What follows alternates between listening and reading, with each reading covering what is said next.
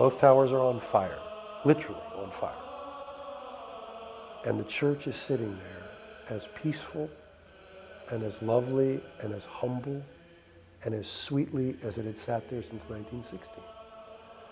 And the contrast of hatred and love, I'm not sure I've ever seen it in a photograph as starkly contrasted.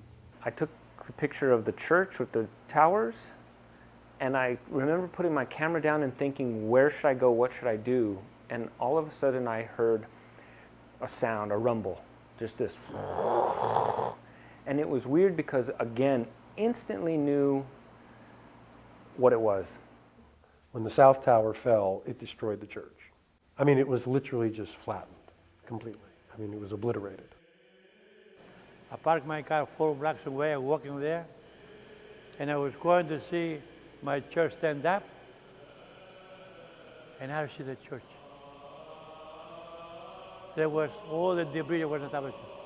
I kneeled down, I started crying. We found a few things afterward. It was pathetically sad to find them, but we were very grateful.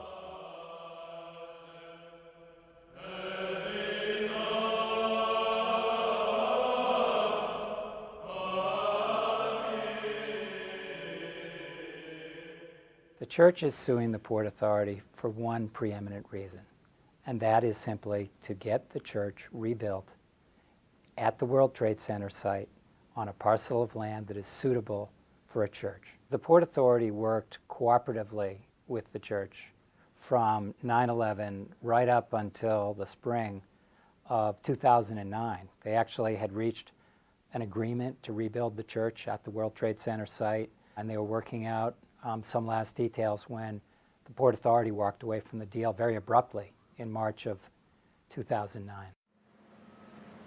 After the Port Authority walked away from the deal with the church, it sent its bulldozers onto the church's land at 155 Cedar Street and the land promised at 130 Liberty Street, and put a fence around it and started digging.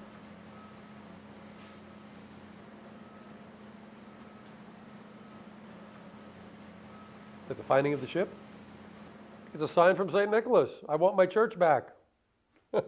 Kind of significant that they found it where St. Nicholas should be, the patron saint of sailors and those who sail at sea. We lost a lot of friends in 9/11, and I guess the church is a friend too. The most important thing that you could see on the second floor, looking outside from the windows of Tower 2, you used to see the little Greek church. And that did it. That used to be a famous little church for all the tourists from around the world. We recommit ourselves to the holy task of participating wholeheartedly to rebuilding not only what was lost, but to build a new world and a new church that will become a beacon of faith, hope, love, and peace. Hopefully someday we'll build. When? I don't know.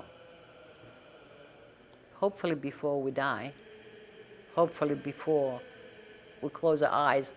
Many parishioners, that's all they say. We hope and see St. Nicholas built before we close our eyes.